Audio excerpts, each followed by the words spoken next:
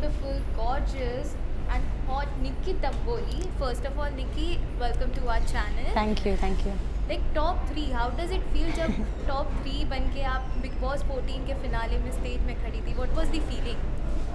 I feel great obviously, और I never felt कि इतने दूर तक मैं जाऊंगी, क्योंकि वापस आने के बाद मेरी गेम थोड़ी सी वीक पड़ गई थी. वो एक अपने आप को तो समझ में आता है कि हम कितने लैग बिहाइंड कर रहे हो.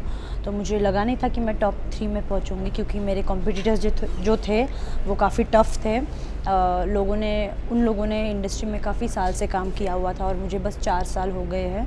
तो बट ठीक है, अपने फैंस का मैंने दिल जीता है, लोगों के दिल जीते हैं, हंसाया है, एंटरटेन किया है. उस वजह से अगर वो मुझे टॉप 3 में पहुंचाते हैं तो आई एम वेरी ग्रेटफुल.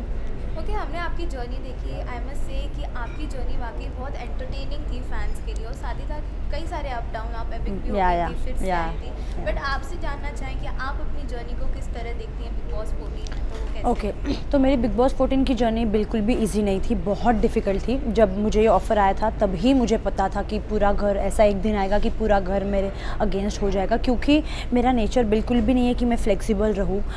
मैं एडजस्ट नहीं कर पाती हूँ किसी के भी साथ. और अब 15 लोगों अलग अलग टाइप के पर्सनालिटी है, और मुझे पता है कि मेरी किसी से भी नहीं बनेगी, क्योंकि अब सी हर व्यक्ति को लगता है कि हम अलग हैं, लेकिन I am genuinely I feel कि आई एम यूनिक, क्योंकि जो मेरे स्टैंड्स होते हैं, जो मेरे डिसीजंस होते हैं, वो किसी से भी सहमत नहीं होते. मतलब आपका सपोज अगर आप मेरे दोस्त हो तो आपका सुन के मैं वो डिसीजन नहीं लूँगी, मैं वो समझूंगी, लेकिन करूँगी वही जो मेरे को सही लगता है. तो मुझे पता था इतने लोग आए हैं, इतना गर्दी है घर के अंदर, किसी से भी जमेगी नहीं, कैसे अपने आप को फ्लॉन्ट करना है, कैसे अपने आप का पक्ष सही से दिखाना है कि मैं ही सही हूँ. तो मुझे पता था कि ये ऐसा सिचुएशन आएगा कि सब लोग अगेंस्ट हो जाएंगे. पहले ही हफ्ते पूरा घर, जब वो 7 आइटम्स का था, पूरा घर मेरे अगेंस्ट था. तो बहुत डिफ़िकल्ट जर्नी रही है, बहुत अप्स एंड डाउन्स. कोई मेरे साथ नहीं था एक्सेप्ट जान, कोई दोस्त नहीं था. सीनियर्स मेरे फेवर में थे, क्योंकि they know how to play game. तो गेम के हिसाब से अगर देखा जाए तो दे थॉट कि ये सही है लड़की जो भी है. तो और बाकी सबको तो पता ही नहीं था कि गेम था क्या, वो है क्या, वो कहाँ आए हैं, उनको कुछ समझ में नहीं आ रहा था जितना मुझे समझ रहा था बिग बॉस का गेम. तो काफ़ी अप्स एंड डाउन्स थे, काफ़ी डिफ़िकल्ट थी सिचुएशन. लोगों से बना के रखना भी था, सेफ़ भी खेलना था. बट मैं फ़र्स्ट हाफ़ में मैंने बिल्कुल भी सेफ़ नहीं खेला. जो मेरे मन में आया मैंने बोला, जिसको मुझे नॉमिनेट करना था मैंने किया. मैंने अपने दोस्तों को भी कभी कभी डिच कर दिया, इरिटेट होके, फ्रस्ट्रेट होके. तो सेफ़ तो मैंने बिल्कुल नहीं खेला फ़र्स्ट हाफ़ में. सेकेंड हाफ़ में मैंने सोचा, मैं बाहर आई थी, मैंने देखा कि यार रिश्तों की भी वैल्यू करना सीखना चाहिए निकी, इतना लाइटली नहीं लेना चाहिए रिश्तों को. तो मैंने सोचा, मैंने एक माइंड सेट किया कि मुझे रिश्ते बनाने हैं. तो मैं सेकेंड हाफ़ में आई तो मैंने कोशिश करी रिश्ते बनाने की, लेकिन मेरी पहले ही दूसरे हफ्ते शायद से मेरे एजाज से फ़ाइट हो गई थी. तो छोटे से रीज़न में तो मुझे ऐसे लगता है कि ताली एक हाथ से नहीं बजती. उनके तरफ से भी कुछ चीज़ें आई तभी मैंने ताली मारी, तो वो दोनों तरफ से आई थी. तो फिर वहाँ पे वो रिश्ता ख़त्म हो गया था. उसके बाद जान तो था नहीं, फिर मेरा किसी और से रिश्ता था ही नहीं. बाकी सब लोग मेरे को मतलब बस जानते थे. रुबीना अभिनव से मेरी क्रॉस थी, लेकिन जब मैं घर पे आई तो मुझे एक वाइब मिली रुबीना और अभिनव से कि वाह, दे आर हैप्पी कि मैं आई. तो मैंने अपने तरफ से भी हाथ बढ़ाया, उन्होंने भी हाथ बढ़ाया कि वो देखना चाहती. मतलब एक कैप्टन, मुझे आज भी याद है, एक कैप्टनसी का टास्क था और सब लोग कह रहे थे राहुल को कैप्टन बनाना है, और आई वॉज़ रेडी, मैं सैक्रिफाइस करने को रेडी थी. मैंने कहा कि ठीक है, मैं राहुल को कैप्टन बना दूंगी. तो फिर रुबीना और अभिनव ऑब्वियसली राहुल के अगेंस्ट से, उन्होंने कहा कि नहीं निकी, हम उसको नहीं बनाएंगे. लेकिन रुबीना ने मुझे कहा था एज अ फ्रेंड, मैं अपनी तरफ से हाथ बढ़ा रही हूँ कि मैं, अगर वो सैक फेंकने का बारी आएगा तो मैं राहुल का सैक फेंक दूंगी, मैं तुझे कैप्टन बनाऊंगी. तो तब मुझे लगा वाह, सामने से अगर कोई हाथ बढ़ा रहा है तो आई शुड ऑल्सो. और तभी से हमारा रिश्ता शुरू हुआ and it went very beautifully. और अभी तक वो रिश्ता है और आगे भी हमेशा रहेगा, क्योंकि एक बॉन्ड अगर दिखता है तो आप उससे कभी लड़ोगे नहीं, है ना. अगर झगड़ा होता भी है तो आप शांत रहोगे, आप गलतियाँ एक्सेप्ट कर लोगे, आप चुप रहोगे, आप एकदम साइलेंट. तो वैसे मेरे और रुबीना की भी मतलब अंडरस्टैंडिंग में बनती नहीं थी, लेकिन जब वो मुझे समझाती थी मैं चुप बैठती थी, और जब मैं कहती थी तो वो भी चुप बैठती थी। हम दोनों अपने अपने पक्ष रखते थे, कितना सुनना है कितना नहीं, सुन लेते थे जी भर के, लेकिन करते हमारे थे, मन के थे।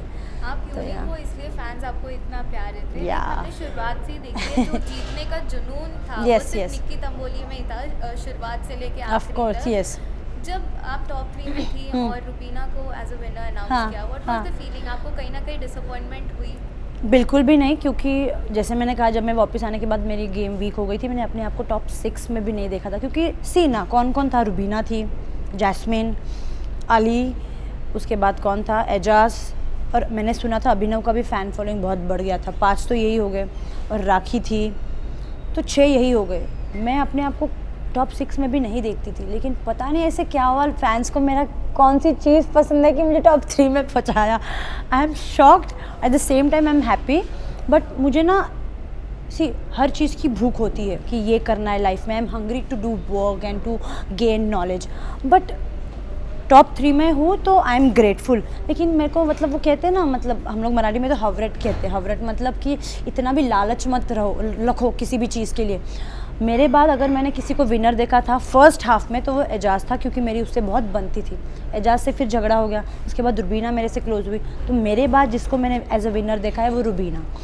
तो रुबीना जब जीती, जब मैं बाहर निकलने से पहले मैंने रुबीना को बोला था, रुबीना मैं टॉप 3 में तो पहुंच गई, अगर मैं नहीं जीती तो you have to take the trophy and come. तो उसने कहा अभी देखते क्या होता है बहन, अब लेट्स सी। मैंने कहा no, you are taking the trophy, I no.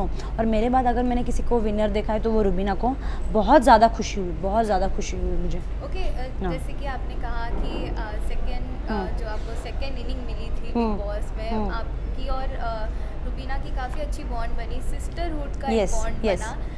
तो रुबीना कितनी सपोर्टिव थी जो आपकी सेकंड इनिंग जो बिग बॉस 14 में स्टार्ट हुई थी? तो रुबीना एक ऐसी बंदी है, वो फ्रेंडशिप को और रिलेशनशिप को बहुत अच्छी तरह से समझती है और उसे संभाल के रखती है। She don't want to lose उसके जो क्लोज होते हैं, ठीक है।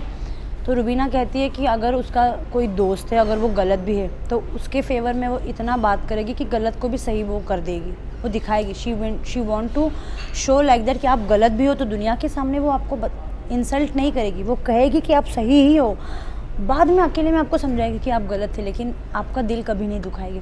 तो वो नेचर कहीं ना कहीं मुझे बहुत अच्छा लगा। मुझे छोटी छोटी चीज़ें बहुत अच्छी लगती। जब मैं बीमार पड़ती थी बिग बॉस के घर में, टास्क खेल के हमारे पैर दर्द होते थे, कमर दर्द होती थी, तो वो मेरी कमर दबाती थी, मैं उसके पैर दबाती थी। She used to take care of me like a sister, like a mother. वो फीलिंग मुझे घर में किसी से नहीं आई। जो सुकून बिग बॉस से बात करके मिलता था ना, वो मेंटली मिलता था, फिज़िकली इसने, रुबीना ने मेरी इतनी केयर की। ना सिर्फ मेरी, अली को जो वो भाई मानती थी, उसका भी उसने इतना केयर किया है कि hats off to her. Wow. Okay, जान के साथ भी आपकी दोस्ती शुरुआत से रही, बीच में थोड़ा दोस्ती में अप एंड डाउन्स आए, अब क्या कुछ बॉन्ड आप जान के साथ शेयर करें? अभी तो हम बहुत अच्छे दोस्त बन गए। अभी यहाँ आने से पहले हम लोग बातचीत भी कर रहे थे। तो ही is a very sweet guy, काफ़ी जेन्युइन है। हाँ, गेम पॉइंट ऑफ व्यू से उसको गेम समझ में नहीं आया, but as a human being he is very talented, very sweet, very humble, very down to earth, very caring and also supportive है। सपोर्ट करता है, क्योंकि जब घर मतलब फर्स्ट 2 हफ्ते में पूरा घर मेरे अगेंस्ट था, he was the one to take stand for me, अपना थिंग्स कॉम्प्रोमाइज़ करता था फॉर मी।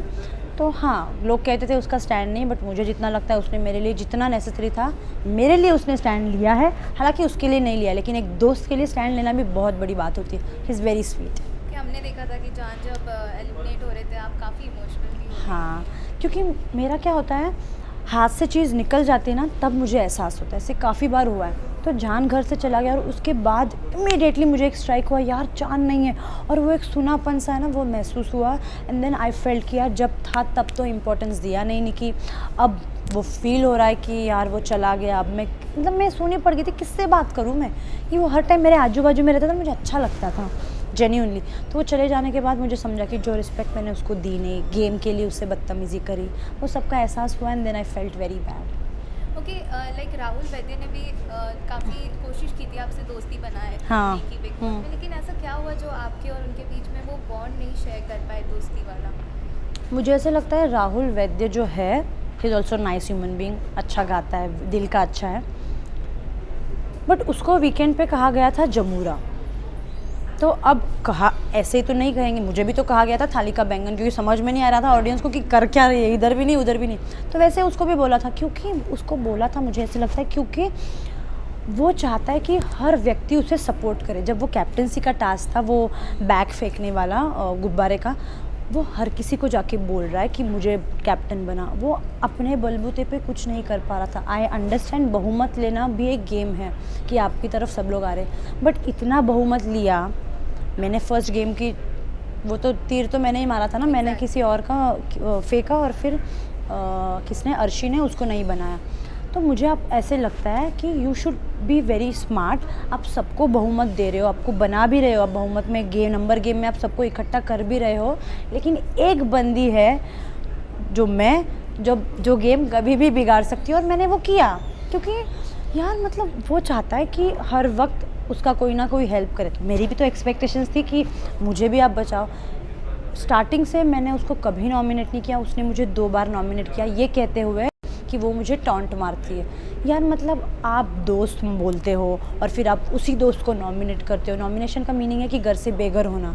मतलब आप दोस्त, अगर दोस्त है तो आप कैसे चाहोगे ना कि आप घर से चले जाओ, जो मैंने कभी नहीं चाहा उसके लिए। मैंने हमेशा उसको बचाया है और मुझे नहीं लगता बचाने के बाद भी उसने मेरे साथ बैठ के कभी ही वॉज नेवर थैंकफुल कि यार तूने मुझे बचाया।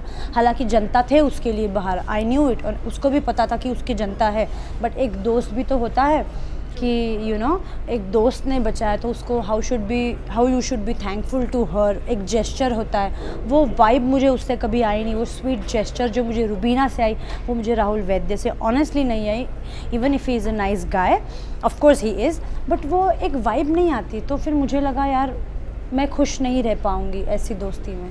तो मुझे लगा कि मैं कितना हेल्प करूँ। तो आई वॉज लाइक, मैंने फिर पीछे हट गई थी कि बस हो गया यार। क्योंकि दोस्ती की बात चल रही है तो अली से भी कहीं ना कहीं आपकी दोस्ती हमने देखी थी, अब क्या कुछ है अली की? अली से ना दुश्मनी थी ना सच में दोस्ती थी। अली से मैं जुड़ी हुई थी जस्ट बिकॉज ऑफ गेम, क्योंकि टास्क आता था और टास्क में अपना 100% इन्वॉल्वमेंट देती थी। अब जब वो लास्ट टास्क था वैलेंटाइन डे का, जो गुब्बारे फोड़ने थे, तो उसमें मेरा इन्वॉल्वमेंट विद अली था, क्योंकि it was only for the task था, इसीलिए मैं उसका फोड़ रही थी, उसे एंटरटेन बना रही थी। क्योंकि राखी ने हार मान ली थी, वो कह रही थी कि मैं कुछ करूँगी नहीं, तो मुझे उस गेम को बस एंटरटेनिंग बनाना था, इसीलिए मैं उसके साथ कर रही थी, उसके गुब्बारे फोड़ रही थी, उसके पीछे भाग रही थी। At the same time he is a very nice guy, I like him. उसका जो नेचर है, अपफ्रंट होकर जो गेम खेलता है, जो बोलता है डंके की चोट पे बोलता है, तो मुझे वो नेचर वाले लोग पसंद है और मैंने उसको जेन्युइनली लाइक किया है। बाहर आने के बाद अब तक तो हमारी बात हुई नहीं, अगर भगवान ने चाहा हमारी दोस्ती रहे आगे भी तो बताने। ओके, लेकिन कंटेस्टेंट्स ने हमेशा बोला है कि आप दोस्ती करते हैं सिर्फ मतलब के लिए कि आपको गेम में आगे बढ़ना है। सो मैंने किससे, मुझे नहीं लगता मैंने किसी से मतलब के लिए दोस्ती करी थी। हालांकि मैं एक ऐसी व्यक्ति हूँ जिस बंदी को घर के एक सदस्य ने नॉमिनेट किया है, लेकिन आई एम वेरी थैंकफुल कि रुबीना ने मुझे बचाया, वरना किसी जिसके पास भी बचाने का ऑप्शन आया था किसी ने बचाया नहीं, सबने रुबीना ने भी मुझे फर्स्ट हाफ में तो कितने बार नॉमिनेट किया। हालांकि जितना मुझे याद है मैंने रुबीना को नॉमिनेट नहीं किया, क्योंकि मेरा और उसका कुछ बॉन्ड था ही नहीं। उसको मैं इरिटेटिंग लगती थी, उसने मुझे नॉमिनेट किया, बट मैंने अपने फ़ायदे के लिए कभी दोस्ती बनाई नहीं। अगर बनाई भी होती तो मुझे वो हेल्प तो करते। मुझे आप एक चीज़ बताइए, मुझे किसने कभी सेव किया है? किसी ने नहीं सेव किया, हमेशा सबने नॉमिनेट ही किया है। एजाज़ को लेके, जान को लेके, रुबीना जो मेरी सिस्टर है उस तक सब ने मुझे नॉमिनेट किया है। तो मुझे नहीं लगता मैंने गेम के लिए किसी से दोस्ती बनाई। मुझे लोगों का गेम ही समझ में नहीं आया घर के अंदर, मुझे अपना ही गेम समझ में आ रहा था। मैंने कभी किसी भी टास्क में अलायंस नहीं बनाया। अब वो कोई भी टास्क ले लो, अब वो बुलडोज़र ले लो, शार्क अटैक ले लो, या कोई भी राजा रानी, मैंने कभी अलायंस नहीं बनाया, क्योंकि अलायंस कभी काम करे ही नहीं। हमेशा काम करते और रिश्ते, और मेरे घर के अंदर रिश्ते ही कमज़ोर थे। तो मुझे अपने लिए ही खेलना था, और मुझे लगता है टॉप 3 में जैसे मैं पहुंची हूँ, तो मुझे लगता है मेरे फैंस ने मुझे पहुंचाया है। मेरा जो ये था घर में जो कंट्रीब्यूशन था फॉर बिग बॉस, ये मुझे लगता है ये बढ़िया था, फैंस का दिल जीता है। और कहीं ना कहीं मुझे लगता है एंड में रुबीना का जो मेरे तरफ झुकाव था, और जिस तरीके से उसने मुझे सपोर्ट किया और मुझे फाइनलिस्ट बनाया, तो यू कांट वॉक अलोन। आप अकेले नहीं चल सकते, आपको फैंस को लेके, रिश्तों को लेके, टीम को लेके आपको साथ में बढ़ना आवश्यक है। आप अकेले कभी नहीं बढ़ सकते और मेरे लोग मेरे साथ जुड़े हुए थे, इस बात की मुझे खुशी है। Okay, second last question. Big boss में कई रिश्ते बने, जैसे अली जास्मिन के बने, पवित्रा एजाज के बने। आपको क्या लगता है ये जो रिश्ता ये जेन्युइन था कि सिर्फ बिग बॉस में गेम प्ले करने के लिए ये फेक रिलेशन उन्होंने क्रिएट किया? ओके, मुझे लगता है आपको किसी के लिए भी कभी भी प्यार हो सकता है, लाइकिंग हो सकती है, और डेफिनेटली ये जो रिश्ते बने हैं वो जेन्युइन है। मुझे बिल्कुल भी नहीं लगता ये फेक रिलेशन है या फेक दोस्ती है। दोस्ती पहले से थी अली और जैस्मिन की, अब तो एक दूसरे के प्यार में भी है, तो obviously it's genuine, it's very nice. और एजाज और पवित्रा का भी लाइकिंग एक दूसरे के लिए था, अट्रैक्शन था, लाइकिंग था, अब प्यार में वो कन्वर्ट हो गया है, तो obviously it's also genuine. Okay, lastly Nikki, what you have to say all the fans, because हमने आए दिन देखा ट्विटर पे आप ट्रेंडिंग करती रहती हैं, फैंस को क्या कहना और क्या कुछ आने वाले प्रोजेक्ट पे अब आप वर्क ऑन कर रहे हो? मुझे अपने फैंस को यही कहना है कि आप लोगों ने जिस तरह से मुझे सपोर्ट किया, प्यार किया, मैं जिस तरह से आपके दिलों में बसी हुई हूँ वैसे ही मैं बसी रहूँगी आगे भी। आपको मैं जितना एंटरटेन कर सकती हूँ, जितना हंसा सकती हूँ उतना हंसाऊँगी। मैं आप लोगों से बहुत प्यार करती हूँ, मुझे आप लोगों ने ही बनाया है। Without my fans I am nothing. मैं बस हार्ड वर्क कर सकती हूँ, वो वर्क को आप लोग अप्रिशिएट करोगे, आप लोग उसको यहाँ से यहाँ तक लाओगे, तो my fans are very important part of my life. और आने वाले दिनों में you will see me in music videos, hopefully you will soon see me in movies, so just wait for it and keep loving me. I love you a lot. Wow, thank you so much. Thank you. It was